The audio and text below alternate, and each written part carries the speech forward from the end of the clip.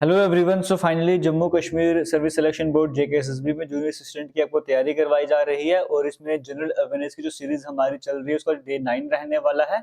और आज के दिन जम्मू कश्मीर की हिस्ट्री का पोर्शन कंप्लीट हो जाएगा। तो आज के दिन जितने भी पीडीएफ आपके हैं वो सारे आपको टेलीग्राम ग्रुप पर मिल जाएंगे, वहां पर जाके आप डाउनलोड कर लीजिएगा आराम से। टेलीग्राम ग्रुप आपने अभी तक नहीं ज्वाइन करा है, कमेंट सेक्शन डिस्क्रिप्शन बॉक्स में लिंक मिलेगा, वहां पर जाके टेलीग्राम को ज्वाइन कर लेना।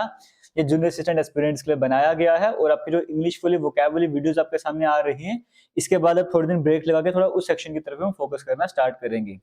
तो बाकी जिसको नहीं पता, जूनियर असिस्टेंट की क्लासेस हमारे यूट्यूब चैनल पर चल रही है, प्लेलिस्ट ऑलरेडी बनी है, वहां पर जगह पेंडिंग वीडियोस भी देख सकते हो। देखिए जी, करंट अफेयर्स में हम डेली बेसिस पे कवर करते हैं जनरल अवेयरनेस के साथ। तो आज के करंट अफेयर्स की बात करेंगे। पहला अपडेट आपके सामने है, इंडियन आर्मी की बात करेंगे। अरुणाचल की सबसे जो बड़ी पीक है माउंट कांगडो, वहां पे स्केल करा है इंडियन आर्मी ने। हाइट है 7042 मीटर की हाइट आपको इसकी देखने को मिलती है।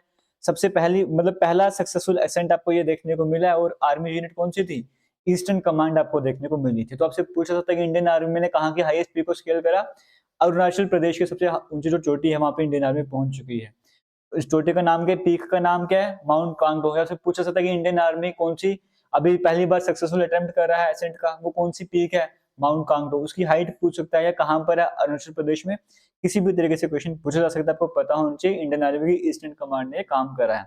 और अरुणाचल प्रदेश की बात करें, मैप आपको यहाँ पर देखने को मिलता है, चाइना है, भूटान है, म्यांमार वगैरह को साथ में देखने को मिलते हैं, but main location Arunachal Pradesh की सेवन सिस्टर वाली साइड में आपको यहाँ पर देखने को मिल जाती है।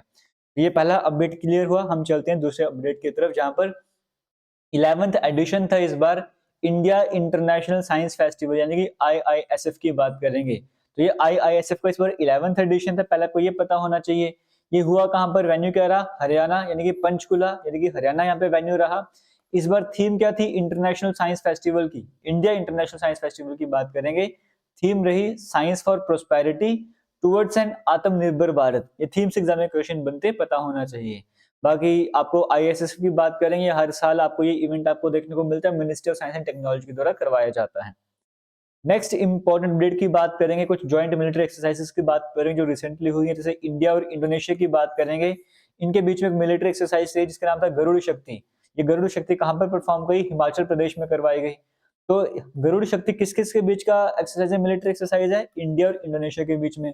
कहाँ हुआ इस बार का एडिशन? हिमाचल प्रदेश में हुआ। उसी तरीके से इंडिया और मलेशिया के बीच में एक मिलिट्री एक्सरसाइज होती है, हरमऊ शक्ति इसका नाम आपको देखने को मिलता है, और ये राजस्थान में देखने को मिली है। दो रिसेंट मिलिट्री एक्सरसाइजेस की बात करेंगे, एक इंडिया और इंडोनेशिया के बीच में, ये हुई हिमाचल प्रदेश में, ये हुई हिमाचल प्रदेश में। दूसरी इंडिया और मलेशिया के बीच में, इसका नाम है हरिमो, ये हुई राजस्थान में। ये सारे पॉइंट्स आपको कवर होने चाहिए। आगे चलेंगे, नेक्स्ट अपडेट है गुजरात पुलिस की बात करेंगे। इन्होंने लॉन्च करा ऑपरेशन म्यूल हंट। इसका काम क्या है, पर्पस क्या है? जो साइबर क्रिमिनल्स हैं उनको टारगेट करना। एक तो जो इन ऐसे जो ऑपरेटर्स है जो ऐसे अकाउंट्स को चलाते हैं, एक तो उनको उन पे फोकस करा गया, और जो इसके पीछे मास्टरमाइंड होते हैं उनको भी टारगेट यहाँ पर करा गया। सभी पुलिस स्टेशन, सभी यूनिट्स को अलर्ट करा गया कि आप इस ऑपरेशन में बढ़ चढ़ के हिस्सा लीजिए। और ये म्यूल अकाउंट की बात करेंगे, इलीगल मनी ट्रांसफर के लिए यूज करे जाते हैं। तो गुजरात पुलिस ने लॉन्च करा ऑपरेशन म्यूल हंट, ये भी आपको पता होना चाहिए। और बाकी जो बच्चे पहली बार यहाँ पर विजिट करके बताना चाहूंगा, हमारी एप्लीकेशन पर भी जूनियर असिस्टेंट का कोर्स अवेलेबल है, वहां पर वीडियो सारी अवेलेबल है। बस आपको जाके सिलेबस कंप्लीट करना है, तो जल्दी ही वहां पर भी मॉक टेस्ट वगैरह स्टार्ट हो जाएंगे। और कल संडे है तो कल संडे की बात करूंगा, जम्मू कश्मीर हिस्ट्री का कंप्लीट टेस्ट रखा गया एप्लीकेशन पर।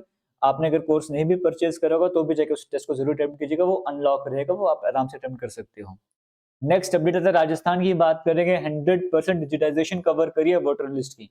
आपने न्यूज में सुना होगा एसआईआर, बड़ी बार आपने सुना होगा। एसआईआर की फुल फॉर्म पहले आपको पता होनी चाहिए, स्पेशल इंटेंसिव रिवीजन। ये वोटर कार्ड से रिलेट करती है, वोटर लिस्ट से रिलेट कर रही है। तो एसआईआर 2026 की बात करेंगे, पहली स्टेट इंडिया की कौन सी बनी जिसने पूरी तरीके से इसको अपनाया है, पूरी तरीके से डिजिटाइजेशन वगैरह करा है? वो कौन बनी ऐसी पहली स्टेट? वो बनी राजस्थान। ये आपको पता होना चाहिए। और वोटर लिस्ट की तैयारी आपको पता है इलेक्शन कमीशन ऑफ इंडिया के द्वारा करा जाता है, ये एक एक्स्ट्रा स्टैटिक जीके का पॉइंट यहाँ पर ऐड करा गया था। और इम्पोर्टेंट क्या है, कौन सी कंट्री ने हाल ही में सोशल मीडिया बैन कर दिया जिसकी एज 16 से कम है? वो ऑस्ट्रेलिया ने बैन करा, ये भी आपको पता होना चाहिए। और पहली कंट्री है वर्ल्ड में जिसने बैन लगाया सोशल मीडिया पे अंडर 16 वालों के लिए। इसमें Instagram, Facebook, threads, x, Snapchat, TikTok, Reddit, YouTube, Twitch, एक आप कुछ भी इससे में से यूज नहीं कर सकते। आप में से कौन ऐसा है जिसकी एज 16 से ज्यादा है? उस लिस्ट में से कोई ऐसा प्लेटफॉर्म मुझे कमेंट सेक्शन में बताएगा जिसको आपने अभी तक यूज ही नहीं करा। चाहे आपकी एज 16 से ज्यादा हो। हालांकि इंडिया में बैन नहीं करा, ऑस्ट्रेलिया ने ऐसा बैन करा है। और क्या आपको लगता है कि इंडिया में भी कुछ ऐसा होना चाहिए कि इतनी एज से कम कम जो है ये वाले सोशल मीडिया हैंडल्स बैन होने चाहिए? कमेंट सेक्शन में बताइएगा। और टेक कंपनीज को $32 मिलियन तक की पेनल्टी पड़ सकती है अगर ऐसा वो देखते हैं कि अगर उन्होंने इसको स्ट्रिक्टली नहीं लिया है तो। और पेरेंट्स स्टूडेंट हालांकि पनिशमेंट वगैरह नहीं है, बट ऑस्ट्रेलिया की बात करें कंट्री कंटेंट दोनों की कैटेगरी में आपको देखने को मिलता है। ये स्टैटिक जीके वाला पॉइंट। नेक्स्ट अपडेट आता है बैंकिंग अवार्ड्स की बात करेंगे। दी बैंकर के द्वारा जो अवार्ड दिए गए इसमें क्या है, एक बैंक ऑफ बड़ौदा की बात करेंगे, बीओबी बैंक ऑफ बड़ौदा की बात करेंगे। बेस्ट बैंक इन इंडिया का अवार्ड किसको मिला? बैंक ऑफ बड़ौदा को मिला है। और ये एशिया पैसिफिक जो इवेंट था वहां पर आपको देखने को मिला। और दूसरी तरफ global bank of the year का अवार्ड डीबीएस बैंक को मिला है। ये बैंकर मैगजीन की बात करेंगे, फाइनेंशियल टाइम्स यूके का जो है वो पब्लिश करता है।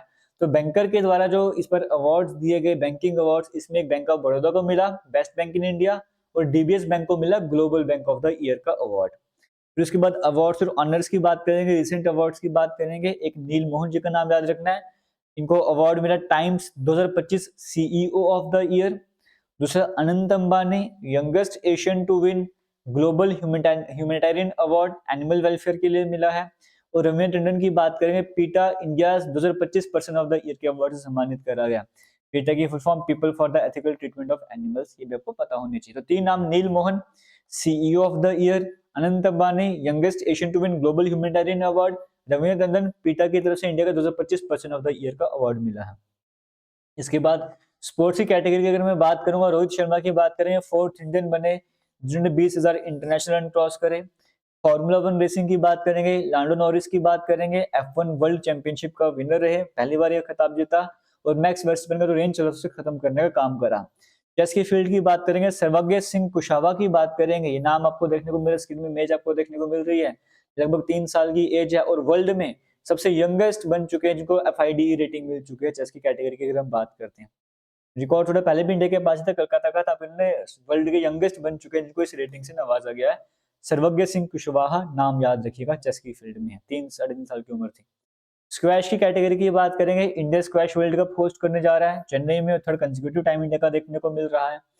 खेलो इंडिया यूनिवर्सिटी गेम की बात करेंगे, जयपुर में आपको देखने को मिले, चंडीगढ़ यूनिवर्सिटी ओवरऑल चैंपियन रही। खो खो गेम की बात करेंगे, India first time Commonwealth kho kho championship host करने जा रहा है। पहला जो Commonwealth kho kho championship host करने जा रहा है वो इंडिया है, मार्च 2026 में होगा। 24+ कंट्रीज पार्टिसिपेट करने जा रही हैं। शूटिंग की फील्ड की बात करेंगे, इंडिया 6 मेडल लाया। ISSF वर्ल्ड कप फाइनल 2025 की बात करेंगे जो कि दोहा कतार में आपको देखने को मिला। ISSF की बात करेंगे, फुल फॉर्म है इंटरनेशनल शूटिंग स्पोर्ट फेडरेशन। और फाइट जो रेटिंग आपको बताया था जिसमें ये नाम आपको मैंने बताया, ये सर्वज्ञ सिंह कुशवाहा की बात करेंगे। FIDE रेटिंग आपको बोला था, FIDE जो है वर्ल्ड चेस गवर्निंग बॉडी आपको देखने को मिलती है। और अपडेट की बात करेंगे, इंडियन साइंटिस्ट ने डिस्कवर कर दिया एंशिएंट मिल्की वे लाइक गैलेक्सीज का नाम है अलकनंदा, जिसमें स्पाइरल आर्म्स आपको देखने को मिल रही हैं। क्योंकि इंडियन साइंटिस्ट ने एक नई डिस्कवरी करी है, हमारी मिल्की वे गैलेक्सी की तरह ही पहले गैलेक्सी हुआ करती है, उसका नाम अलकनंदा रखा गया है। ये डिस्कवरी इंडियन साइंटिस्ट ने करी है। और ये जब यूनिवर्स सिर्फ 1.5 बिलियन ईयर्स का था, सिर्फ और सिर्फ 1.5 बिलियन ईयर्स का था, तब ये फॉर्मेशन हुई थी। आज यूनिवर्स 13.8 बिलियन ईयर्स ओल्ड है, आज यूनिवर्स की एज ये है। बट जब यूनिवर्स बना था स्टार्टिंग में, उस टाइम पर ये गैलेक्सी बनी थी अलकनंदा। हमारे इंडियन साइंटिस्ट इसको डिस्कवर कर लिया है और ये जो डिस्कवरी वगैरह करी उसके बारे में बताया गया है। और ऐसी गैलेक्सीज को लगभग 3 बिलियन साल बनते हैं ये स्पाइरल आर्म्स डेवलप करने में, जैसा कि इसमें देखने को मिला है। तो ये कुछ अपडेट आपको पता होना चाहिए। उसके बाद दीपावली की बात करेंगे, यूनेस्को के इंटेंजिबल कल्चरल हेरिटेज लिस्ट में दीपावली का नाम भी आ चुका है। ये भी इंपॉर्टेंट अपडेट, इसके बारे में आपको पता होना चाहिए। और 16th इंडियन है जो इस लिस्ट में ऐड हुआ है, ये इंपॉर्टेंट रहने वाला है। और ये 20th यूनेस्को की इंटर गवर्नमेंटल कमीशन कमेटी थी, वहां पर इसको अनाउंस करा गया था। और इंडिया का पहला अपने बना हुआ hydrogen fuel cell passenger vessel जो है उसने सर्विसेज स्टार्ट कर दी है वाराणसी में। मतलब आपसे पूछेगा कि बताओ इंडिया का जो पहला हाइड्रोजन पावर्ड पैसेंजर व्हीकल है या वेसल है, ये कहां पर इसने काम करना स्टार्ट किया? वाराणसी में से सर्विसेज प्रोवाइड करने स्टार्ट कर दिए हैं। और ये जैसे गंगा में सेलिंग का काम करेगा, नेट जीरो मिशंस की बात करते हैं, उसकी तरफ फोकस यहाँ पे करा जा रहा है। तो वाराणसी आपको नाम यहाँ पे याद कर लेना है। उसके बाद यूपीआई, जो इंडिया में गूगल पे वगैरह या यूपीआई पेमेंट्स वगैरह यूज करते हैं, इसके वर्ल्ड का largest real time payment system बताया है IMF ने। 49% ग्लोबल ट्रांजेक्शन इसी से हो रही है। यूपीआई प्राउड मोमेंट आप इसे कह सकते हो। आप क्या कहना चाहोगे कमेंट सेक्शन में जरूर बताइएगा। इसके बाद आज की वीडियो में करंट अफेयर्स सेक्शन हम यहीं पे कवर करेंगे। अब जम्मू कश्मीर की हिस्ट्री का पोर्शन हमने जो स्टार्ट करा था, सारी डायनेस्टीज हमने कवर कर ली थी। सिख एम्पायर लास्ट में कवर करा। अब सिख एम्पायर के बाद लास्ट डोगरा एम्पायर आता है, फिर जम्मू कश्मीर की हिस्ट्री का पोर्शन यहाँ पर आज एंड हो जाएगा। डोगरा एम्पायर की बात करेंगे। आपको इससे पहले मैंने एक ट्रीटी बताई थी 9 मार्च वाली, अगर उसका नाम याद है तो कमेंट सेक्शन में बताइएगा। फिर 16 मार्च 1846 को ब्रिटिश की बात करेंगे, पूरे जम्मू कश्मीर को गुलाब सिंह जी को भेज देते हैं। और एक ट्रीटी होती है, इस ट्रीटी का नाम होता है ट्रीटी ऑफ अमृतसर। तो ट्रीटी ऑफ अमृतसर की बात करेंगे, ये कब होती है? 16 मार्च 1846 को, जिसमें महाराजा गुलाब सिंह जी को पूरे जम्मू कश्मीर भेज दिया जाता है। वो जम्मू कश्मीर में कंट्रोल में कर लेंगे। पहली एंग्लो सिख वॉर हुई थी, ब्रिटिश की बात करेंगे। फिर ट्रीटी जब करते हैं, ये अमृतसर की मैं बात कर रहा हूँ, तो 75 लाख रुपीस या नानकशाही रुपीस में जम्मू कश्मीर को बेचा जाता है महाराजा गुलाब सिंह जी को। इसके साथ साथ ट्रीटी में और भी कई सारी बात होती है, आर्टिकल्स लिखे होते हैं। जैसे कुछ एग्जाम्पल लेके बताऊंगा कि हर साल एक घोड़ा, 12 शॉल गोट्स, या फिर एक पर्टिकुलर ब्रीड की बात करेंगे, 3 पेयर कश्मीरी शॉल्स, इस तरह का कोई गिफ्ट वगैरह भी करते रहना है। और भी कई सारी कंडीशन से लड़ाई होगी तो साथ वगैरह देना, इस तरह से। बट मेन आपको याद रखना है 75 लाख रुपीस की पेमेंट यहाँ पे करनी पड़ी थी। अब महाराजा गुलाब सिंह जी ने जम्मू कश्मीर को खरीदा, तो डोगरा डायनेस्टी स्टार्टिंग होती है। तो फाउंडर कौन हो जाएगा डोगरा डायनेस्टी के? महाराजा गुलाब सिंह जी। टाइम पीरियड है 1846 से 1856 तक का। अब इनके जन्म 1792 में होता है। इनके फादर का नाम मियां किशोर सिंह जम्वाल था। ये जब गुलाब सिंह जी की बात करेंगे, ये रंजीत सिंह जी की आर्मी को ज्वाइन करते हैं 1809 में। और इस तरह से कंटिन्यू कहानी चलती है। जब इनके पिताजी किशोर सिंह जी की डेथ होती है, तो गुलाब सिंह को जो राजा जम्मू को बनाया जाता है। और फिर ये राजौरी को कैप्चर कर लेते हैं। राजौरी को कैप्चर करते हैं अगार खान से, और किश्तवाड़ को अपने कंट्रोल में थे राजा तेज मोहम्मद सिंह के कंट्रोल से। तो यानी कि राजौरी भी कंट्रोल में आ गया और किश्तवाड़ भी कंट्रोल में आ गया। 1821 की बात करी जा रही है। इनकी राज तिलक सेरेमनी करवाई जाती है, 17 जून 1822 को हो रही है। ठीक है जी। 1821 को किश्तवाड़ कंट्रोल में किया, राजौरी कंट्रोल में किया। 1821 को राजौरी कंट्रोल में किया, फिर किश्तवाड़ कंट्रोल में किया। और 1822 में इनका राज तिलक सेरेमनी करवाई जाती है। और राज तिलक सेरेमनी जियापुर टेम्पल अखनूर में, जो चिनाब के किनारे आपको देखने को मिलता है, 17 जून 1822 को होती है। और इसमें जो थंब है वो टॉप से बॉटम की तरफ जाता है, बताता है कि जो रूलर है उसकी हमेशा जड़ें जो प्रजा की तरफ जानी चाहिए। इसका ये पर्पस होता है। और 1834 की बात करेंगे। देखो मैंने कुछ हाईलाइट किया हुआ है, मेन पॉइंट आपको मैं बता रहा हूँ, बाकी पूरा पढ़ने से तो पूरा भी आप पढ़ सकते हो। उसके बाद गुलाब सिंह जी की बात करें, लद्दाख की तरफ इनकी नजरें पड़ती हैं और एक फोर्स लगा तैयार करते हैं 5000 लोगों की। और अपने बेस्ट लेफ्टिनेंट जोरावर सिंह की बात करेंगे। इनको ट्रस्ट करते हुए इनको कहते हैं जब लद्दाख वगैरह कंट्रोल वगैरह कीजिए, और फिर वो इस तरह से आगे की तरफ बढ़ते हैं, उसको भी कंट्रोल अपने कर लेते हैं। और मेन पॉइंट्स की मैं बात करूंगा, जैसे यहाँ पर और 75 लाख रुपीज आपको मैंने बता दिया। राजा महाराजा गुलाब सिंह क्या करते हैं? राजा रहीम उल्ला खान की बात करेंगे। ये लास्ट मुस्लिम रूलर थे राजौरी के, जो कि 1846 तक जिन्होंने राजौरी को अपने कंट्रोल में करा हुआ था। हम यहाँ पर बात कर रहे हैं राजौरी वाले एरिया की। इसके बाद यहाँ पर क्या होता है, महाराजा गुलाब सिंह क्या करते हैं, एग्जाम में क्वेश्चन भी आता है जेकेएसएसबी में। मियां हथो की बात करेंगे, इन्हें गवर्नर बनाते हैं राजौरी का। और मियां हथो ने जब गवर्नर बने राजौरी के 1846 से लेके 1856 का टाइम पीरियड था। और 1858 में मियां हथो सिंह की बात करेंगे, ये रिवॉल्ट करते हैं। बाद में इनको फिर जब पता लगता है कि रिवॉल्ट वगैरह करा, तो अरेस्ट वगैरह कर दिया जाता है और उनको शिफ्ट करता है गजपत फोर्ट, जो कि रामबन वाले साइड में आपको देखने को मिल रहा है। लॉर्ड हेडिंग की बात करेंगे, महाराजा गुलाब सिंह जी के टाइम पीरियड पर ही कश्मीर वैली में एंट्री की थी। तो मेन पॉइंट आपको याद कर लेना है। गुलाब सिंह जी की बात करेंगे, फादर नेम क्या है?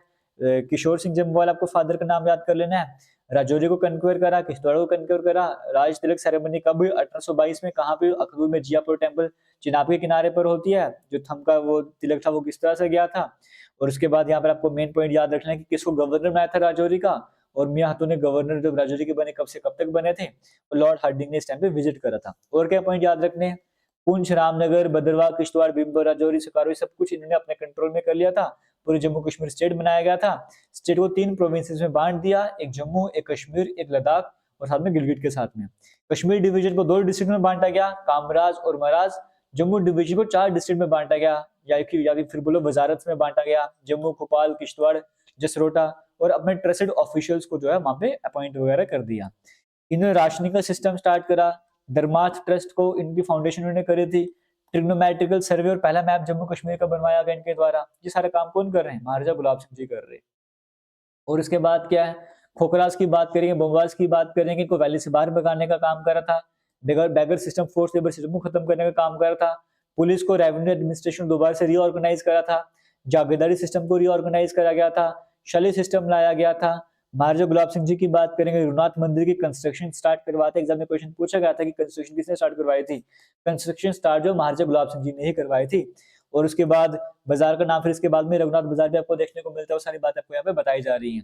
और फिर उसके बाद रणबीर सिंह जी की बात करेंगे, वो इसको फाइनली कंप्लीट वगैरह करवाते हैं। तो स्टार्ट जो करवाई थी रघुनाथ टेम्पल की कंस्ट्रक्शन, वो महाराजा गुलाब सिंह जी ने करवाई थी और कंप्लीट रणबीर सिंह जी ने करवाई थी। उसके बाद महाराजा रणबीर सिंह जी का टाइम पीरियड आता है। इनकी अगर हम बात करेंगे 1856 से 1885 तक का टाइम पीरियड आपको देखने को मिल रहा है।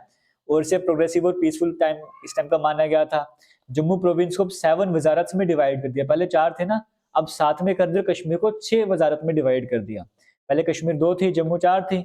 अब कश्मीर को 6 कर दिया और जम्मू को 7 कर दिया। इन्हें सदर अदालत इस्टेब्लिश की, एक श्रीनगर में एक जम्मू में। रावलपिंडी श्रीनगर कार्ट रोड की कंस्ट्रक्शन स्टार्ट करवाई। टेलीग्राफ लिंक इस्टेब्लिश करे। रघुनाथ टेम्पल कंस्ट्रक्ट करवाया, कंप्लीट करवाया। शिव टेम्पल कंस्ट्रक्ट करवाया इन्होंने। गिलगिट को रिकनकर करा था। इस तरह से कई तरह फेमिन वगैरह आए थे। फिर उसके बाद इन्होंने उस पर भी काम वगैरह करा था। और इसके बाद अगर मैं और इम्पोर्टेंट पॉइंट की बात करूंगा, और यहाँ पे जैसे आपको यहाँ पर देखने को मिल रहा है कि हाँ, रणवीर प्रेस की एस्टेब्लिशमेंट करवाई 1882 में। और उसके बाद इंडियन पैनल कोड की बात करेंगे, वो ये सामने लेकर आए थे। जैसे हमारे यहाँ पे पहले रणवीर पैनल कोड चला करता था, आरपीसी। तो इंडियन पैनल कोड जिस तरह से यहाँ पर चला था, इस तरीके से उन्होंने स्टेट को रीऑर्गेनाइज करा था। और आईपीसी की जगह आरपीसी लेकर आए थे, रणवीर पैनल कोड लेकर आए थे। उसके बाद इन्होंने जैसे हिंदू मुस्लिम स्कॉलरशिप की बात करेंगे, हिंदू मुस्लिम स्कॉलरशिप वगैरह को प्रमोट करने का काम करा था। और एक ट्रांसलेशन ब्यूरो जिसका नाम दर उल तजुर्मा है, वो भी बनवाया था। 1885 में डेथ होती है। फिर इनके बड़े बेटे महाराजा प्रताप सिंह आते हैं। सीक्वेंस क्या चल रही है, GRPH, महाराजा गुलाब सिंह, रणबीर सिंह, फिर प्रताप सिंह, फिर हरि सिंह। ये सीक्वेंस हमारे सामने देखने को चलती है। महाराजा गुलाब सिंह पढ़ लिया, रणबीर सिंह जी पढ़ लिया, प्रताप सिंह जी की बात करेंगे। ये इनकी रेजिडेंसी जो श्रीनगर में भी देखने को मिलती है। और ये अपने टाइम पे सर ओलिवर सेंट जॉन की बात करेंगे, उन्हें पहला रेजिडेंट बनाते हैं ब्रिटिश और कश्मीर में। उसके बाद यहाँ पे अगर और इम्पोर्टेंट बात की बात करेंगे तो 1905 में, हालांकि चलो पावर्स की बात आ गई, आपके लिए इम्पोर्टेंट नहीं है। ये इम्पोर्टेंट, पर्शियन को जो कोर्ट लैंग्वेज बनाया गया था, पहले उर्दू हुआ करती थी, अब पर्शियन को कोर्ट लैंग्वेज बनाया गया था। पहला कॉलेज खोला गया 1905 में एनी बेसेंट के द्वारा श्रीनगर में। और उसके बाद अगर मैं बात करूंगा, जैसे कॉलेज का बाद में नाम श्री प्रताप कॉलेज नाम रखा गया था। तो इन्हीं के टाइम पे जो एनी बेसेंट ने पहला कॉलेज खुलवाया था, और नाम उसका क्या रखा गया, श्री प्रताप कॉलेज का नाम देखने को मिलता है। प्रिंस ऑफ वेल्स कॉलेज खोला गया 1907 में जम्मू में, जिसका आज के टाइम पे नाम साइंस कॉलेज आपको देखने को मिलता है। प्राइमरी एजुकेशन स्कूल में फ्री कर दी गई थी। रेलवे को एक्सटेंड करा गया था। डिपार्टमेंट बनाया, एग्रीकल्चर का डिपार्टमेंट बनाया, माइनिंग का।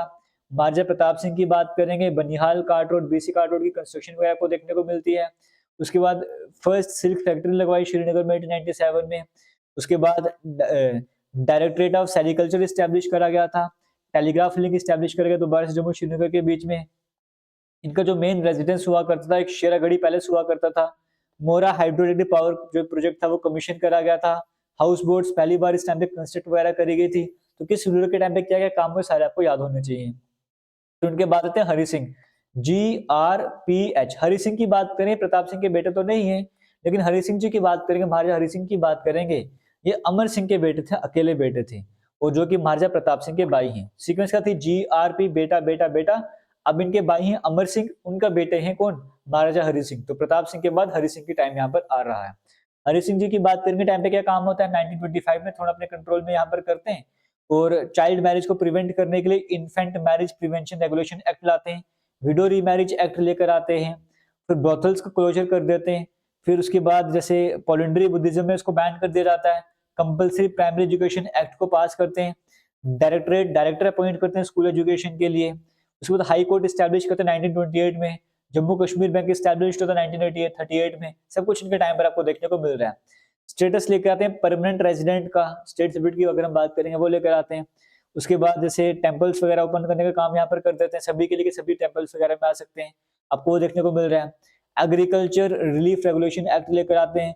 लैंड अल्टरेशन रेगुलेशन एक्ट लेकर आते हैं। लेजिस्लेचर जम्मू कश्मीर का स्टैब्लिश करवाते हैं। और उसके बाद में प्राइम मिनिस्टर वगैरह भी आ जाएंगे, आपको देखने को मिलते हैं। 75 मेंबर्स उस टाइम पर आपको देखने को मिलते हैं लेजिस्लेचर में, इसे प्रजा सभा का नाम दिया जाता है। ये सब कुछ हरि सिंह जी के टाइम पीरियड पे हो रहा है। गिलगिट की बात करें, लीज में देने का काम किया जाता है। लैंड एम्पावरमेंट एक्ट लेकर आते हैं। उसके बाद में एक टाइम आता है जैसे क्विट इंडिया मूवमेंट चल रहा था, तो कश्मीर में क्विट कश्मीर मूवमेंट भी चलता है। ट्राइबल इन्वेजन वगैरह होता है, फिर उनको कश्मीर छोड़ के जाना पड़ता है, मुंबई साइड चले जाते हैं। युवराज सिंह की बात करेंगे, करण सिंह की बात करेंगे, जो कि हरि सिंह के बेटे होते हैं। इन्हें हेड बनाया जाता है उस टाइम जम्मू कश्मीर स्टेट का, और नए कॉन्स्टिट्यूशन के अकॉर्डिंग इन्हें हेड बनाया जाता है, और महाराजा हरि सिंह को जम्मू कश्मीर को जाना पड़ता है। अक्टूबर 26 1947 की बात करेंगे, महाराजा हरि सिंह जो है वो इंस्ट्रूमेंट ऑफ एक्सेशन साइन करते हैं, और अपने बेटे करण सिंह की बात करें, उन्हें रीजेंट बना के दे देते हैं, और खुद ही लेफ्ट स्टेट छोड़ के चले जाते हैं बॉम्बे में। जब तक उनकी डेथ होती है 1961 में, तब तक वो बॉम्बे दोबारा जम्मू कश्मीर में आते ही नहीं है वो, ठीक है जी। और आपको पता है इंस्ट्रूमेंट ऑफ एक्सेशन के अकॉर्डिंग जम्मू कश्मीर इंडिया का हिस्सा बनता है उस टाइम पे, पहले अलग से रियासत रहती थी ये वाली। तो इस तरह से जम्मू कश्मीर के हिस्ट्री का पोर्शन आज कंप्लीट हो रहा है। उम्मीद करता हूँ आपको वीडियो में क्या अब तक कुछ ना कुछ सीखने को मिला होगा।